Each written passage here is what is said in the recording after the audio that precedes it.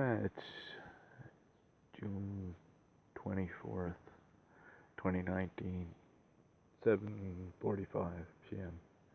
Just looking at the sky here again and noticed this blatant chemtrail going overhead. Not to mention this weird, like way brushed out cloud.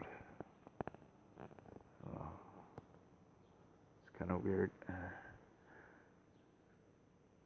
But, you know, that chemtrail is pretty heavy.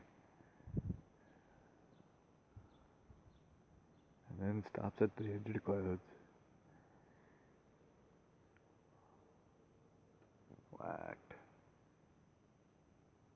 Look at the fallout from it. You can see it falling out and spreading. It's kind of whacked. Just some more sky video over Cape Breton, Nova Scotia. Have a good one.